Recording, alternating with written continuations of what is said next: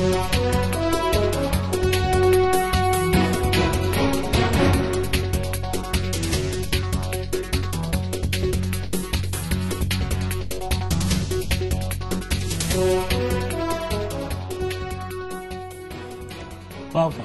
This is the Hall Institute of Public Policy and our forum.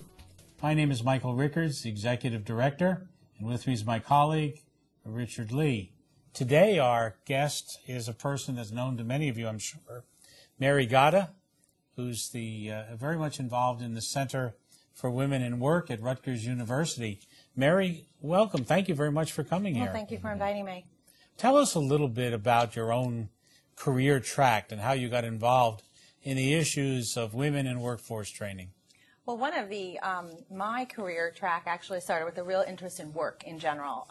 And I, went to graduate school and learned about, in particular, low-wage work, which women make up the bulk of. Women make up a high level of low-wage workers here in New Jersey, but really throughout the U.S. And as I began to learn more, I learned some real ways we can improve these women's lives.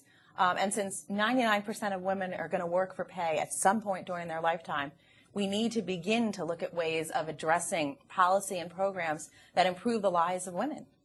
So I started working in that way, doing research, in particular on waiters and waitresses. And then through the years have continued my research on women in work, and also really worked on developing policy agendas that help improve women's lives in the workplace, and in doing so help them reach economic self-sufficiency. There's a well-known book that's out called Nickel and Dimed, which really talks about the incredibly difficult lives of mainly women who work at the types of jobs that you're talking about. Have things gotten any better since Nickel and Dimed was published? No, I think what Nickel and Dimed, what was so important about that book was not only bringing light to the issue of women in low-wage work, how they are not earning money to survive. They cannot pay their housing, pay their health care, support themselves and their children, but also how physically draining some of that work is and emotionally draining. So it gave I think, a good composite of what it is like to be a low-wage worker. And actually, the women in low-wage work, their experiences continue to get worse and worse. I mean, we see our economy is becoming more and more bifurcated. So we have a number of high-wage, high earners, and then the growing pool are in services. What's fascinating about low-wage service work is you can't outsource it. Right now, you can't outsource your housekeeper. You can't outsource your waiter.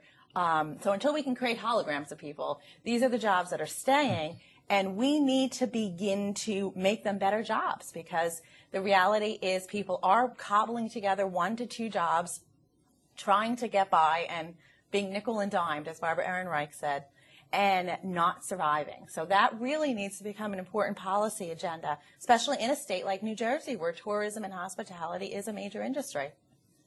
Mary, one of the ways where there has been some success in improving the plight of low-income women, especially single mothers, is a program you've been involved with, where I know you've given women laptop computers so they can take training at home and hours around their schedules. Can you talk a little bit about that program, and how it came about, and some of the success that you've had? Yeah, New Jersey was actually a real front runner in this. Several years ago, the Department of Labor here in New Jersey piloted a program of using online learning for single working poor mothers. And there were a lot of policy decisions that went into that. One thing we know, and it's continuing to grow, is that single working poor mothers are in the growing group in poverty. Their poverty rate is about 22%. And it's all the reasons with the low-wage labor market. They're trapped in these jobs. Coupled with that is that they are the primary caregiver for their children, so they have incredible child care and also other family responsibilities. 1/3 of people who earn $15,000 or less do not own a car, so they have transportation issues, and they're working. So it's very hard for them to get education and skills training, which we know helps people move up career ladders and into higher paying jobs. But it becomes a real dilemma for them. How do they get education and training while they are working, taking care of their children, may not have a car to drive to a course? So all of that was sort of the background that led into an idea of let's bring education and training to them in their homes. And technology and the internet really affords us with a strong way of doing that. That is cost effective and that is time effective. So the state of New Jersey, through local workforce investment boards, developed a program of providing single working poor mothers with a laptop computer, internet access, and courses for a year. And the idea was really revolutionary in that it constructed policy around the women's lives. It acknowledged they had work responsibilities, family responsibilities, transportation, and they found a way to develop a program that brought education to them. The program itself was really successful. A year out of the program, the women saw an average wage increase of 14%. The program itself had a very high retention rate, with 92% of the women completing their courses. Since that point, we have worked not only with New Jersey, but other states in really replicating what New Jersey did.